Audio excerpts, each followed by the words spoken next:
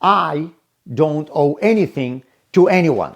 As the saying goes, the only thing I have to do is to pay my taxes.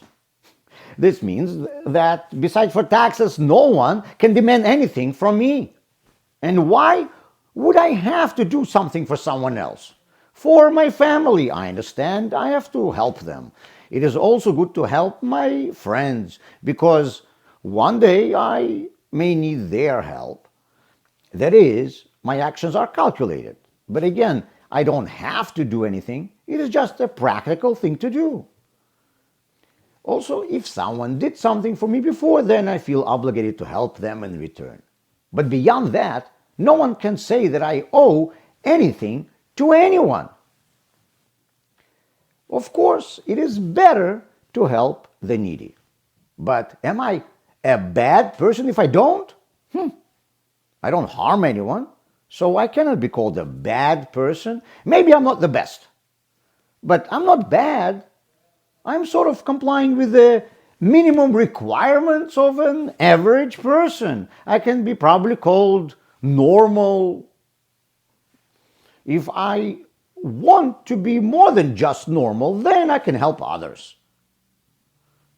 This is something already extra, which is certainly good, but not required. And obviously, the more I do for others, the better person I am. In other words, there is a kind of a middle bar. Below it are people who harm others. They are bad. Above it are those who help others. They deserve praise. And if I'm right at this bar, I might not deserve admiration, but there is also nothing to rebuke me for. I'm just a normal person.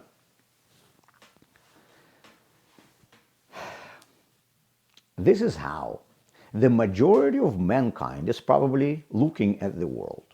And the language we use to describe our actions supports this approach. The word donation in English comes from the Latin donum, which means a gift. The implication is that something rightfully belongs to me, and I gift it to someone out of my kindness I decided to share. The word charity comes from Latin carus, which the English word care also comes from. This is something I do for people or causes that I care about. But people I don't care about, I don't have to do anything for them. The Jewish approach has a completely different way of looking at these things. And the words we use express it. What is called a donation in English, it is called tzedakah in Hebrew. The word tzedakah comes from tzedek, which means justice. When I give tzedakah, I restore justice. And justice is the required minimum of every society. When I give tzedakah, I'm not doing anything which is above the required minimum. I'm fulfilling the required norm. It is the minimum. The Torah says that part of our money is given to us for our use, but part, at least 1/10 and better 1/5, is given to us to give to others. It is not ours. And if something doesn't belong to you, you have to give it back. Therefore, if there are no needy people or causes to give money to, Jews are looking for someone they can help. If you have something that doesn't belong to you, you are supposed to look for the rightful owner. The language we use determines how we look at things.